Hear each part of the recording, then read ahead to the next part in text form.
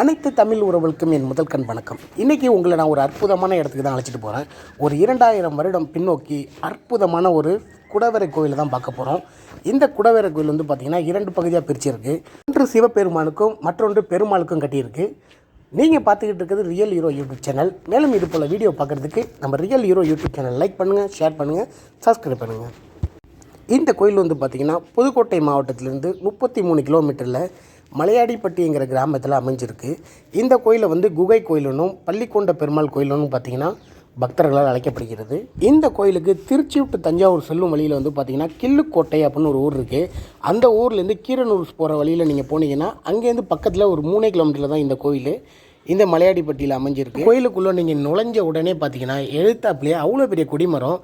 அந்த கொடிமரத்துக்கு கீழே வந்து பார்த்திங்கன்னா எங்கேயுமே காண முடியாத பூமி தேவியோட சிலை வந்து பார்க்குறது இவ்வளோ பெருசாக இருக்கும். நம்ம எந்த கோயிலுமே வந்து பார்த்திங்கன்னா பூமி தேவிக்கு இவ்வளோ பெரிய சிலையை பார்த்துருக்க முடியாது. ஆனால் இந்த கோயிலில் இருக்குது. பூமி தேவியை தவிர அப்படியே பின்னாடி வந்து பார்த்திங்கன்னா பூமி தேவிக்கு அப்படியே நேர் எழுத்தாப்புல பின்னாடி வந்து பார்த்திங்கன்னா கருடர் இருக்கார். கருடரையும் அப்படியே நம்ம வணங்கிட்டு அதுக்கப்புறம் வந்து பார்த்திங்கன்னா உள்ளுக்குள்ளே போய் நம்ம பள்ளிக்கொண்ட பெருமாளை வணங்க வேண்டியதான். உள்ளுக்குள்ளே வந்து பார்த்திங்கன்னா கோயில் உள்ளுக்குள்ளே வந்து பார்த்திங்கன்னா யாருக்குமே அலோடு கிடையாது. அதாவது ஃபோட்டோ வீடியோ எதுவுமே நம்ம எடுக்க முடியாது. அதனால வந்து பார்த்திங்கன்னா நான் வந்து உங்களுக்கு வந்து ஃபோட்டோவாகவே காமிச்சிடுறேன் உள்ளுக்குள்ளே என்ன சாமி இருக்குது அப்படின்னு சொல்லிட்டு. அதுக்கப்புறம் வந்து பார்த்திங்கன்னா நீங்கள் கோயிலுக்குள்ளே வந்து நுழையும் போது வலது பக்கத்தில் வந்து பார்த்திங்கன்னா ஒரு சன்னதி இருக்குது. இவங்க தான் வந்து கமல நாச்சி அம்மாள். இவங்க வந்து பார்த்திங்கன்னா இந்த கோயிலோட இந்த பெருமாளை நம்ம வணங்கினோம்னா நம்ம கண்ணு சம்மந்தப்பட்ட எல்லா வியாதியும் தீரும் அப்படின்னு இந்த கோயிலில் ஒரு ஐதீகம் இருக்குது. அதனாலே இந்த கோயிலுக்கு பேர் வந்து பார்த்திங்கன்னா கண் நிறைந்த பெருமாள் அப்படின்னு கேரளாவில் திருவனந்தபுரத்தில் ஆனந்த பத்மநாதர் கோயிலில் பெருமாள் எப்படி காட்சி தருகிறாரோ அதேமாரி தான் இந்த கோயிலில் வந்து பார்த்திங்கன்னா பெருமாள் சைன கோலத்தில் வந்து பக்தர்களுக்கு காட்சி தருகிறார்.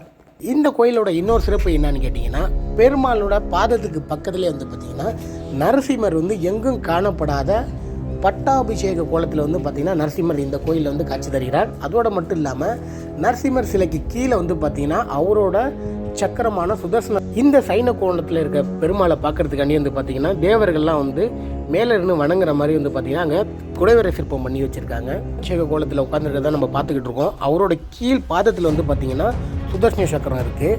இது வந்து எல்லாமே வந்து பார்த்திங்கன்னா குடைவரை கோவில் தான். இது எதுவுமே தனித்தனி சிலை கிடையாது. எல்லாமே வந்து சிலையை வந்து பாறையிலேருந்து தான் செதுக்கி எடுத்திருக்காங்க. நரசிம்மருக்கு அருகிலே வந்து பார்த்திங்கன்னா பெருமாள் அமர்ந்த கோலத்தில் வந்து பக்தர்கள் காட்சி தருகிறார். இந்த பெருமாள் வந்து பார்த்திங்கன்னா வைகுண்டத்தில் எப்படி வந்து பெருமாள் வந்து அமர்ந்த கோலத்தில் இருப்பாரோ அதே மாதிரி தான் இங்கேயும் அமர்ந்த கோலத்தில் வந்து பக்தர்களுக்கு வைகுண்ட பெருமாளாக வந்து எல்லாத்துக்கும் காட்சி தருகிறார். கல்வியோட அதிபதி வந்து சரஸ்வதி தேவி அப்படின்னு நம்ம எல்லாருமே சொல்லுவோம். ஆனால் அந்த சரஸ்வதி தேவிக்கும் குருன்னு ஒருத்தவங்க இருக்காங்க. அவங்க யாரும் இல்லைங்க, நீங்கள் பார்க்குறீங்கன்னா இவர் தான். இவர் வந்து பார்த்திங்கன்னா ஐக்ரீவர்னு சொல்லுவாங்க. இவங்க தான் வந்து பார்த்திங்கன்னா சரஸ்வதி தேவிக்கே வந்து குருவாக இருந்திருக்காங்க. மாணவர்கள் வந்து கல்வியில் சிறந்து விளங்கணும்னு நினைக்கிறவங்க வந்து ஐக்ரீவரை தொடர்ந்து வணங்குனீங்கன்னா வந்து பார்த்திங்கன்னா சிறந்து விளங்குவீங்க அப்படிங்கிறது வந்து இந்த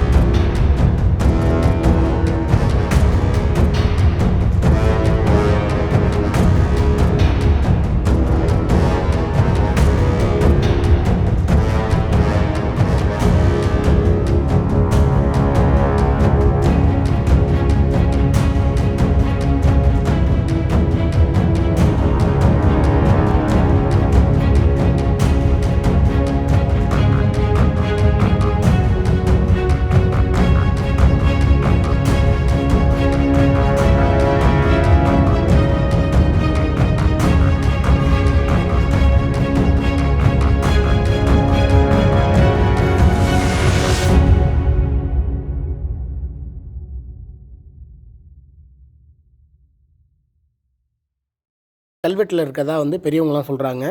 கோயிலுக்குள்ளே நுழைஞ்சு நம்ம நேராக போனோடனே பார்த்திங்கன்னா முதல்ல வந்து முருகனை தான் விளங்குற மாதிரி இருக்கும். முருகன் முன்னாடி வந்து பார்த்திங்கன்னா விநாயகர் இருக்கும். உள்ளுக்குள்ளே வந்து கொஞ்சம் இருட்டாக தான் இருக்கும். ஏன்னு பார்த்தீங்கன்னா வந்து இங்கே வந்து இது வந்து குடைவரை கோவில், அதனால் வந்து இருட்டாக தான் இருக்கும். ஆனால் வெளிச்சத்துக்கு வந்து நடுவுலேருந்து வந்து பார்த்திங்கன்னா அந்த காலத்தில் ஓட்டு வீடு கட்டுற மாதிரி அந்த பேயை பண்ணி வச்சுருக்காங்க. அதோட வெளிச்சம் மட்டும்தான். கோயிலுக்குள்ளே ஒரு சின்ன சின்ன விளக்கு இருக்கும், லைட் இருக்குது. அதை தவிர வேறு வெளிச்சம் ஒன்றும் அதிகமாக கிடையாது. இந்த கோயிலோட கல்வெட்டு எப்படி பார்த்திங்கன்னா, இந்த கோயிலை யார் கட்டினதுன்னு பார்த்திங்கன்னா குகுவன் சாத்தன் என்று அழைக்கப்படும் விடகுலு முத்தரையர் இந்த கோயிலை வந்து பார்த்திங்கன்னா கட்டியிருக்காரு.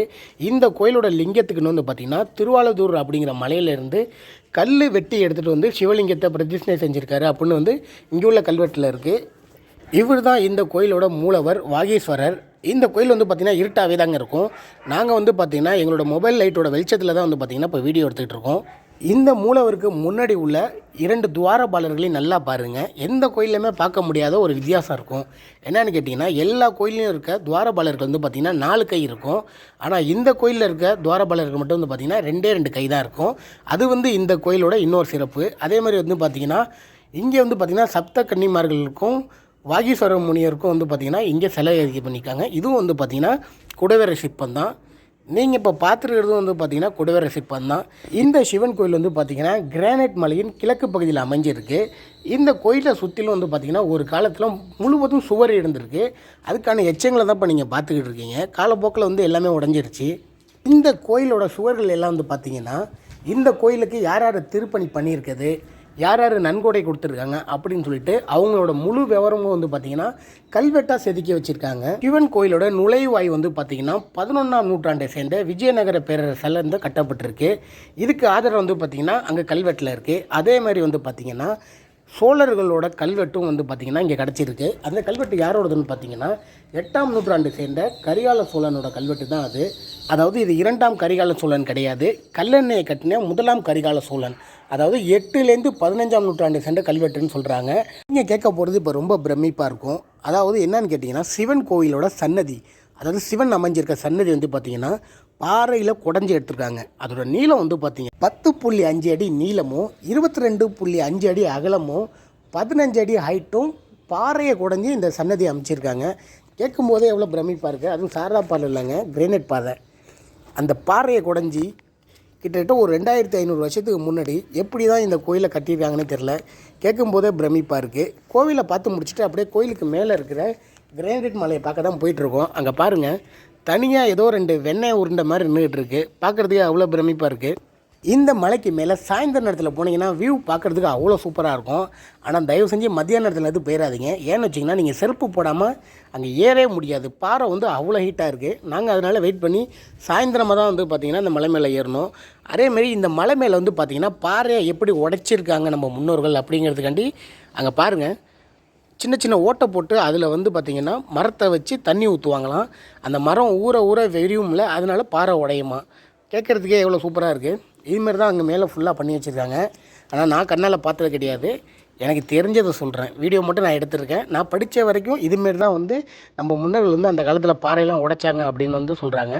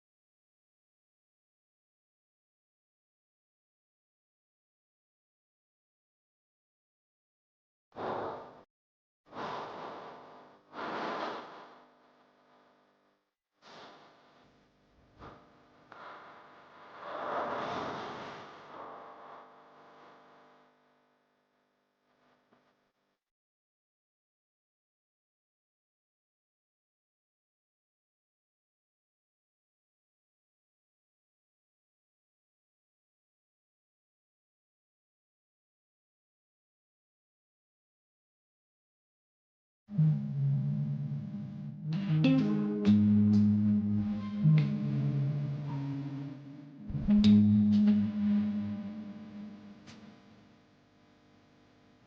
மலை வந்து பார்த்திங்கன்னா கோயிலுக்கு எதிர்பார்ப்பில் இருக்கிற மலை. இந்த மலை மேலே தான் வந்து பார்த்திங்கன்னா ராமர் பாதம் இருக்குது அப்படின்னு சொல்கிறாங்க. இதுதாங்க அந்த ராமர் பாதம். ராமர் பாதத்தை பார்த்துட்டு அதுக்கு பக்கத்துலேயே வந்து பார்த்திங்கன்னா சுனை ஒன்று இருக்குது. இந்த சுனையில் வந்து என்னென்னு பார்த்திங்கன்னா கால் படக்கூடாது. ஏன்னு பார்த்தீங்கன்னா இந்த சுனையிலேருந்து தான் தண்ணி எடுத்துகிட்டு போய் சாமிக்கு வந்து அபிஷேகம் பண்ணுறாங்க. அதனால் இந்த கோயிலில் வந்து கால் படக்கூடாது இந்த தண்ணியில் அப்படின்னு சொல்லியிருக்காங்க. அதே மாதிரி வந்து பார்த்திங்கன்னா இந்த கோயிலில் வந்து அவ்வளோ மீன் வளர்க்குறாங்க இந்த சுனையில். நீங்களே பாருங்கள் எவ்வளோ மீன் இருக்குன்னு சொல்லிட்டு. அதேமாதிரி எல்லா மீனும் வந்து பார்த்திங்கன்னா வெள்ளை கலரில் தான் இருக்குது. ஒரு சில மீன் வந்து பார்த்திங்கன்னா நம்ம கோல்டு ஃபிஷ் வளர்ப்போம்ல அதே மாதிரி இருக்கும். என்ன தான் நடந்தாலும் இந்த கோயில் தண்ணியில் வந்து பார்த்திங்கன்னா யாருமே கால் வைக்க மாட்டாங்க. ஆனால் மீனுக்கு வந்து பொறி போடுவாங்க. மேலும் இது போல் வீடியோ பார்க்குறதுக்கு நம்ம ரியல் ஹீரோ யூடியூப் சேனலை லைக் பண்ணுங்கள், ஷேர் பண்ணுங்கள், சப்ஸ்கிரைப் பண்ணுங்கள்.